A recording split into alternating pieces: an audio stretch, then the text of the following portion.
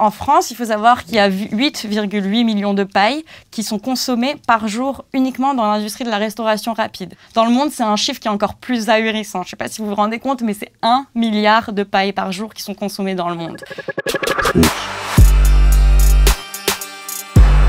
On a été très surprise en fait lors de l'annonce de la loi de la transition énergétique qui incluait la vaisselle jetable et les cotons-tiges, mais qui n'incluait pas les pailles en plastique. Les pailles ne sont pas recyclables de par leur petite taille, elles n'entrent pas dans ce circuit normal de déchets en fait. Les pailles finissent souvent dans les océans parce qu'elles sont petites et donc elles passent tous les filtres. Il ne faut pas oublier qu'un déchet par terre est un déchet en mer, comme le dit l'association Surfrider, et que malheureusement on a du mal à faire le lien en fait entre les déchets qui sont dans l'océan et les déchets qu'on produit en ville, en fait. Il faut savoir que 80% des déchets qui sont retrouvés sur les plages ont une origine qui est bien terrestre. En dehors du fait que déjà on utilise une paille, allez, maximum 20 minutes, elle se retrouve dans les océans, elle pollue, donc ça c'est déjà un problème majeur. Et ensuite, la paille met plus de 500 ans en fait à se décomposer. Et même après ça, elle se transforme en petits plastiques qui sont ingérés par la faune marine. Ça pose un problème parce que vraiment ça intègre directement la chaîne alimentaire.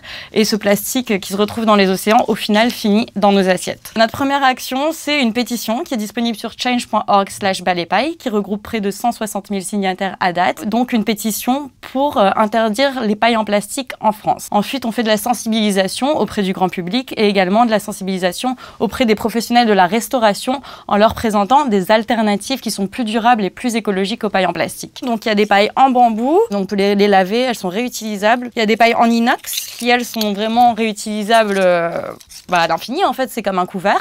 Il y a des pailles en carton, donc nous on préconise ça pour la vente à emporter par exemple, parce que voilà, on peut pas dire aux restaurateurs d'investir dans du bambou parce que c'est quand même des coûts qui économiquement sont beaucoup plus importants. Et enfin, il y a des pailles en bioplastique que l'on préconise moins, mais qui sont quand même mieux que des pailles en plastique à usage unique. Sinon, le geste qui est très simple et qu'on préconise à tout le monde, c'est de commander sa boisson sans paille, en fait, de le préciser à la commande. Je commande sans paille parce que les pailles sont un fléau pour l'environnement. Je commande sans paille parce que cette paille va potentiellement tuer des animaux marins, comme cette fameuse vidéo de la tortue que vous avez peut-être vue, qui est très difficile à regarder, où la tortue a une paille qui est enfoncée dans le nez et qu'on essaye de lui extraire. En 2050, si on ne fait rien, il y aura plus de plastique que de poissons dans les océans. Donc c'est quand même un chiffre qui est énorme. En France, il faut savoir qu'il y a 8,8 millions de pailles qui sont consommées par jour uniquement dans l'industrie de la restauration rapide.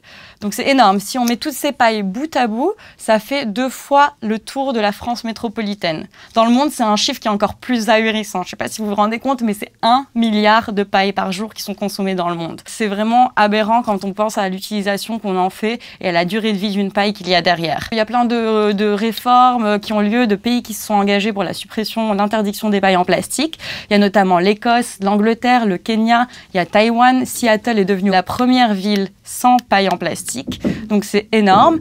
Il y a certaines mesures en France qui ont été prises. On est très contente qu'il y ait des démarches qui soient prises dans ce sens-là.